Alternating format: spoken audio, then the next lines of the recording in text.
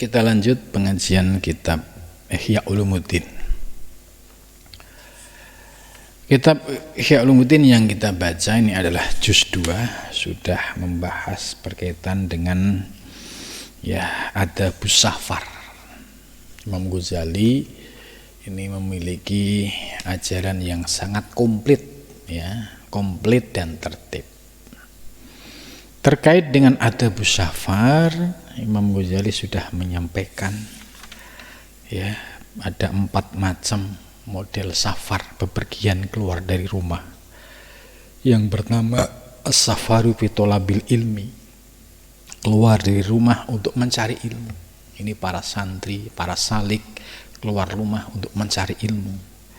Fa huwa fisabilillah, dia akan senantiasa berada di jalan Allah hatta yarji'a, sampai dia pulang.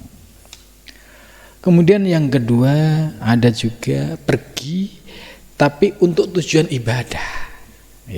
Itu juga termasuk bagian daripada safar, keluar dari rumah. Seperti haji, umroh, termasuk jihad, dan termasuk menariknya Imam Ghazali menjelaskan ziarah ke makam para nabi, para sahabat, dan para aulia. Ini termasuk perjalanan yang ada nilai ibadahnya. Kemudian yang ketiga, membahas al-qismu as-sani, pembagian safar yang ketiga, ayyakuna as-safaru lil harab, yaitu bepergiannya keluar dari rumah itu karena faktor harab, menghindar. Menghindar itu istilahnya karena ada problem, ada masalah. Min sababi musawwisin din, yaitu adanya sebab-sebab yang mengacaukan dalam hal agama. Misalkan dia hidup di kampung, terus di kampungnya itu sudah tidak ada ulama lagi, tidak ada kiai lagi, terus orang-orang ahli maksiat itu semakin terang-terangan, orang minum-minuman semakin terang-terangan, orang melakukan dosa juga semakin terang-terangan. Maka ketika posisi berada di wilayah seperti ini, itu boleh untuk harab, untuk keluar dari rumah karena untuk menyelamatkan agama. Wadzalika aidun hasanun fal firar mimma la yutaqu min sunanil anbiya wal mursalin. Termasuk juga lari dari tidak mampunya melaksanakan sunnah Nabi dan para rasul. Ini termasuk bepergian yang diizinkan. Wa mimma yajibul haram, dan termasuk yang wajib untuk harab, harab itu keluar dari kampung.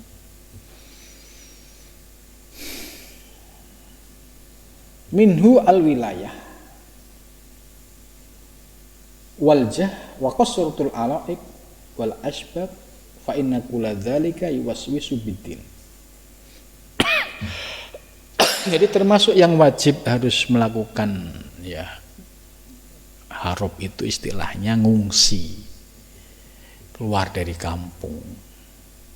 Kalau orang-orang Timur Tengah itu yang negaranya konflik, itu juga termasuk harab. Mereka keluar dari negaranya untuk mencari suaka di negara-negara lain. Karena tadi al-wilayah, faktor wilayah.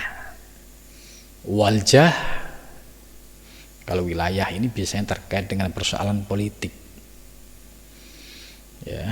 Waljah, dan juga terkait dengan pangkat. Istilahnya situasi rebutan pangkat. Wa qasratul alaik, dan banyaknya alaik itu ketergantungan, wal asbab dan beberapa sebab. Fa inna kulladzalik karena sesungguhnya tiap-tiap itu yuwaswisu itu dapat membingungkan, ya, farogul kolbi, mengosongkan hati. Bagi para salik, ya, orang-orang yang sudah mencintai ketenangan, ya, hidup, ketenangan batin, ya, kenikmatan rohani. Kalau hidup pada situasi, ya, politik yang sedang ya, misalkan di sebuah negara yang konflik politiknya cukup keras, itu, ya, mau tidak mau ya harus keluar dari kampung. Nah, kondisi-kondisi yang demikian ini tujuan untuk keluar dari kampung itu supaya bisa menemukan ketenangan batiniahnya dulu. Contoh, kalau dia keluar dari kampungnya, ngungsi di sebuah tempat yang aman, bisa melaksanakan sholat dengan baik, melaksanakan sunnah-sunnahnya dengan baik, melaksanakan zikir dengan baik, gitu. Ini diperbolehkan, ya, ketika kondisi sudah membuat orang itu tidak bisa nyaman dalam ibadah. Kalau kondisi ini kita lihat, ya, ciri-ciri ini kita bisa membayangkan bagaimana ketika zaman Uni Soviet dulu, ya, agama di Rusia atau Uni Soviet itu nggak boleh untuk dijalankan. Masjid, gereja semua dikosongkan, ya. Bagi orang-orang yang masih menjalankan ibadah itu dipenjarakan. Ya, bahkan saya waktu ke Rusia dapat cerita ini dari cucunya itu, ya, dia menyampaikan dulu kakeknya atau bapaknya ketika zaman komunis, ya, ketika puasa ketahuan itu wajib untuk dibatalkan, dipaksa mulutnya untuk dikasih makanan. Itu. Jadi kondisi yang represif seperti ini, ya, maka oleh Imam Ghazali diperbolehkan untuk haram, meninggalkan. Bahkan ada kisah yang cukup unik, ya, karena di zaman itu orang tidak boleh sholat. Kalau ketahuan itu pasti akan ditangkap dan dipenjara. Maka ada orang yang sholat nih, di Rusia, sholatnya itu dijadiin satu di tengah malam karena memang kondisinya tidak memungkinkan. Ya, mulai dari subuh, duhur, asar, maghrib, isya, itu jadi satu kalau sholat. Nah, sampai komunis udah tumbang, kebablasan, itu ceritanya. Nah, kemudian akhirnya sadar bahwa sekarang eranya sudah berubah. Bahkan ada juga, ya, kalangan ahli thariqah, ya, di Rusia sana itu kalau mau membimbing keluarga supaya bisa meneruskan mengamalkan zikir-zikir thariqah, itu keluarganya atau murid-muridnya diajak ke tengah hutan. Ya, sebab ya polisi di sana, intel di sana itu ya di mana-mana ada. Maka mereka pergi ke tengah hutan, ya, di situ memberikan pengajaran soal ilmu agama, kemudian zikir. Itu sampai seperti itu kondisi Rusia pada zaman itu. Maka apa yang disebutkan oleh Imam Ghazali, ya, ini kejadian nyata. Kondisi-kondisi kalau faktor politik sedang bergejolak, ya, tidak memungkinkan, ya, pasti al-harab, keluar dari kampung itu harus dilakukan. Contoh lain yaitu umat Islam di Spanyol, di Andalusia. ya, Islam setelah hampir 700 tahun ya di Spanyol, kemudian secara politik kalah karena kekuatan Islam melemah, ya, dibagi-bagi oleh keluarga, terus kekuatan Islam melemah sementara kekuatan non-Islam semakin kuat. Nah, pada saat kekuatan politik ini melemah, maka umat Islam di Andalusia diberikan pilihan keluar dari Andalusia atau murtad, ya, atau mati. Gitu. Kalau ada orang yang menentang, itu disiksa dengan siksa yang sangat pedih, ya, sangat kejam sekali, karena mereka pilihannya hanya satu, orang-orang Islam harus keluar dari Spanyol. Kalau dia masih di Spanyol ya harus Kristen, kalau dia tidak mau ya disiksa sampai dia mati. Ya, kalau keluar ya harus cepat-cepat, karena menurut ceritanya ada yang dijanjikan bisa keluar ternyata juga dibunuh semua. Nah, ini kondisi-kondisi politik yang disebutkan oleh Imam Ghazali ini terjadi nyata di Andalusia, di Rusia. Nah, kita di Indonesia ini ya, harus disyukuri, kita mau zikir, mau melakukan sholat apapun, kita diberikan kebebasan, ya, dilindungi oleh negara selama ajaran kita itu tidak menyimpang. Kalau kita Islam ya ikuti ya ajaran-ajaran yang sesuai dengan ajaran Islam. Mau zikir sampai ya sepuas-puasnya juga nggak ada yang melarang. Mau sholat sunnah sampai maksimal juga nggak ada yang melarang. Nah, ini kondisi ini patut kita syukuri karena situasi politik kita memang mendukung. Gitu. Maka dengan situasi negara yang seperti Indonesia ini ya perlu kita jaga bersama. Sebab kalau berubah, ini bisa menjadi tragedi, ya, seperti ya di negara-negara Timur Tengah, ya, ketika situasi politik tidak mendukung, itu pasti akan terjadi ya situasi yang mau nggak mau harus keluar dari daerah. Terus juga terjadi di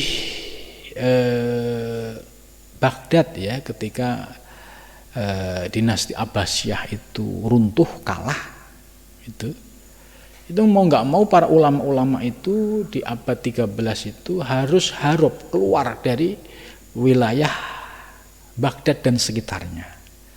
Maka mereka ada yang sampai ke wilayah Asia, ya, sampai ke Cina, sampai ke Nusantara, ya.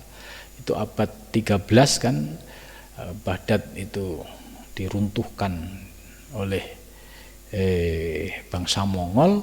Kemudian ulama-ulama ini mulai keluar dari Mekah, Madinah, keluar dari Baghdad, dan mereka akhirnya berdakwah ke wilayah-wilayah Asia dan sampailah ke Nusantara ini. Ini kondisi-kondisi ini apa yang disebut oleh Imam Ghazali ini ya sesuai dengan kondisi politik ya pada zaman itu. Maka ketika kondisi seperti ini, ya, itu tadi diperbolehkan supaya kita bisa mendapatkan kenyamanan di dalam beribadah. Contoh yang terbaru, kalau itu kan abad-abad terdahulu, ya, kasus runtuhnya dinasti Abbasiyah, kemudian Andalusia. Contoh yang terbaru yaitu peristiwa, ya, orang-orang yang berasal di wilayah Vietnam, ya. Itu di sana ada umat Islam yang mereka terusir dari kampungnya karena faktor politik. Kalau nggak keluar dia dibunuh. Maka akhirnya mereka mengungsi di Bangladesh. Dan sebagian ada yang lari ke Aceh. Jadi kondisi politik yang demikian, mau nggak mau ya harus keluar. Sebab kalau nggak keluar tadi pasti dibunuh. Itu. Wala yatasawwaru faruqul qalbi fid dunya an muhimmatid dunya wal hajah ad-daruriyah. Dan tidak dapat digambarkan kosongnya hati ya dalam persoalan dunia itu dari memiliki kepentingan-kepentingan duniawi dan hajat-hajat yang sifatnya daruri. Walakin yatawassaru tahfifuha wa taskiluha wa qad naja'al mukhaffifun wa halakal muskilun. Jadi maksudnya begini. Orang disebut itu hatinya itu kosong, hening, jernih, atau hatinya itu dipenuhi dengan kecintaan terhadap dunia, itu sebenarnya tergantung dari personalnya. Ada kalanya orang dia kaya, tapi kecintaan terhadap dunia kecil, gitu ya. Dia kaya, kecukupan, tapi kecintaan terhadap dunia kecil, dan ibadahnya mengalahkan yang lain. Nah ini yang istimewa. Tapi ada juga yang dia termasuk muskilun, itu apa? Secara materi dia tidak punya kekurangan, tapi memiliki ambisius terhadap dunia itu luar biasa. Seolah-olah itu ya dia akan mengejar dunia dengan segala cara. Lah, orang-orang yang seperti ini disebut al-muskilun. Ya, orang yang hatinya ya dipenuhi dengan kecintaan terhadap materi ya. Sedangkan yang orang-orang yang dia secara materi kecukupan tapi hatinya merasakan kenyamanan di dalam beribadah, tidak ada kecintaan, ya ini disebut al-muhifun. Waqad naja al-muhifun, maka sungguh beruntung orang yang dapat meringankan situasi batiniahnya dari kecintaan terhadap materi dibandingkan wahalakal muskilun, dibandingkan orang yang rusak disebabkan hatinya dipenuhi dengan kecintaan terhadap materi. Walhamdulillahilladzi lam yu'alaq najah bil barakati mutlaq min jamil auza'i wal aiba bal qablal muhiffi bi fadlihi wa samlihi bi syi'ati rahmatihi. Wal muhif ya, wal muhif orang yang enteng, ringan, atau orang yang ya bebannya enteng, ringan, itu adalah walladzi laysat dunya akbaru hammihi, orang yang tidak menjadikan dunia sebagai orientasi dalam hidupnya. Ini wal muhif. Jadi beban hidupnya enteng. Dia bekerja ya bekerja. Tidak sampai memiliki ambisi yang berlebihan. Tidak sampai ingin menguasai ini itu dengan segala cara. Ini namanya wal muhif, bebannya enteng. Ya, ini menarik. Ini definisi dari Imam Ghazali. Sedangkan kebalikan, wal muskilun, orang yang memiliki beban berat tadi, orang yang orientasi hidupnya untuk mengejar dunia. Kan capek. Mau tidur dibuat mikirin dunia. Bangun tidur mikirin dunia, ibadah mikirin dunia. Jadi beban berat menggelantung dalam pikirannya, ya, hatinya sesak dipenuhi dengan sampah-sampah duniawi. Ini disebut al-muskilun. Nah, kita jangan sampai ya mengikuti al-muskilun ini. Ya. Orientasi kita ya menjadikan akhirat sebagai tujuan dan menjadikan dunia sebagai bekal. Jadi tujuannya tetap akhirat, walaupun kita kerja tapi hasilnya untuk kepentingan akhirat, tidak untuk mewah-mewahan dan juga tidak untuk memuaskan hawa nafsunya.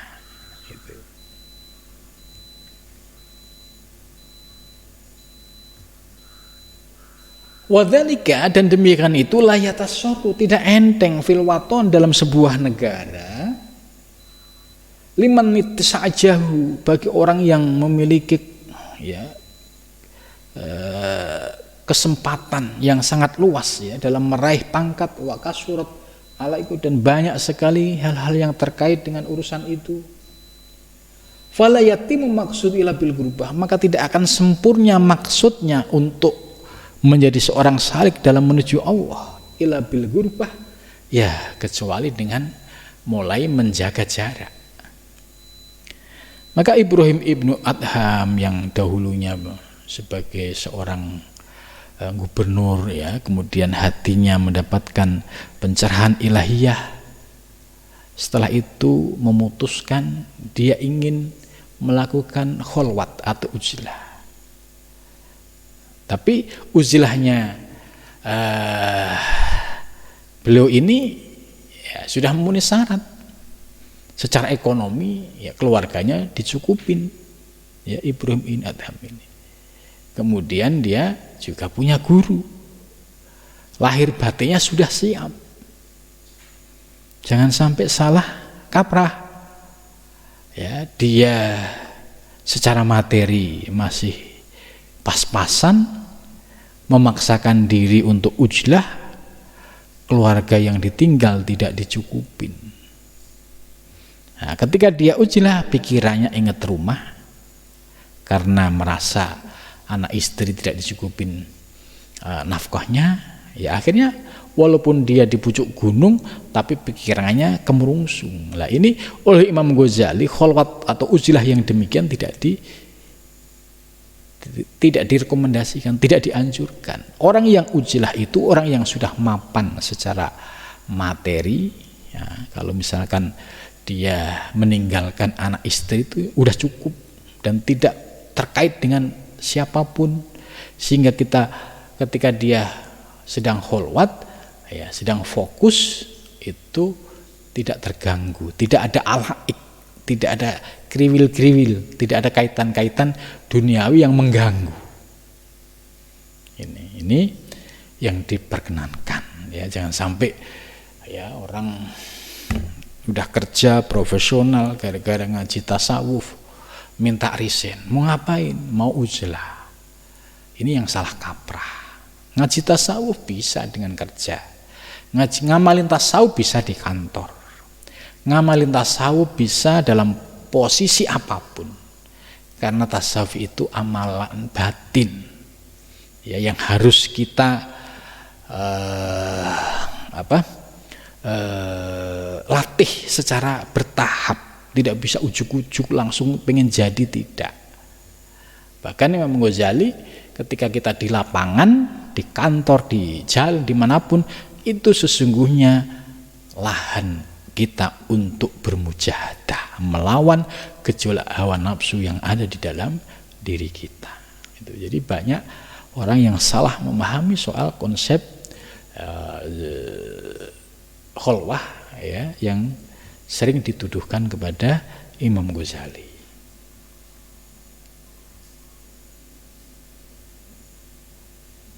Kemudian selanjutnya, summa rubbama yamudhu wa bima unatihi fayan amu alaihi bima yuqawi bi yakinhu wa yatma'inu bi qalbu fayastawi indal khadar wasyafar wa yaqu indahu wujudul asbab al alaik wa adama fala yashuddu syai'un minhu amma wa bisyadidi min dzikrillah. Jadi kalau memang dia kondisinya itu sudah mapan secara ilmu, ya, secara amal, kemudian secara ekonomi, sehingga ya dia memiliki kemerdekaan, tidak banyak alaik urusan-urusan keterkaitan dengan pihak manapun, gitu. Sehingga bima yuqawi biyakinu, ya, keyakinannya semakin kuat. Kemudian wayat ma'inu bi qalbu, dan hatinya semakin tenang. Ini kan hati seseorang kholwat bisa tenang ini kan harus memenuhi syarat. Tadi yang saya sampaikan, bagaimana hatinya mau tenang. Wong dia kholwat itu menghindari masalah, menghindari supaya tidak dikejar utang oleh tetangga. Nah, ini kan nggak bisa tenang. Atau dia kholwat tapi anak istrinya nggak dicukupin, ya pasti kepikirannya akan ingat anak istri gitu. Maka bisa kholwat yang sampai wayat ma'innu bihi qalbu, itu tadi persyaratan-persyaratannya harus dipenuhin dulu, ilmunya harus dikuasain dulu. Jangan buru-buru ya, pengen ma'rifah resign dari kantor kemudian pengen kholwat, ya memang segampang itu ya, tidak. Jadi perlu pemahaman ilmu yang utuh supaya kita tidak terbawa oleh imajinasi kita, apalagi imajinasi kita itu masih dalam genggaman hawa nafsu, maka kita akan diseret pelan-pelan oleh hawa nafsu. Bukannya kita semakin dekat dengan Allah, tapi yang terjadi kita akan semakin jauh dari Allah Subhanahu wa taala. Dan ini sering dialami dan terjadi bagi orang-orang yang sedang menuju Allah Subhanahu wa taala. Maka penting sekali ya pemahaman ilmu, wawasan keilmuan, bimbingan ilmu. Ya, ini penting. Karena dengan bimbingan ilmu, bimbingan amal, ya insya Allah kita akan memiliki bekal yang utuh untuk menuju Allah Subhanahu wa taala.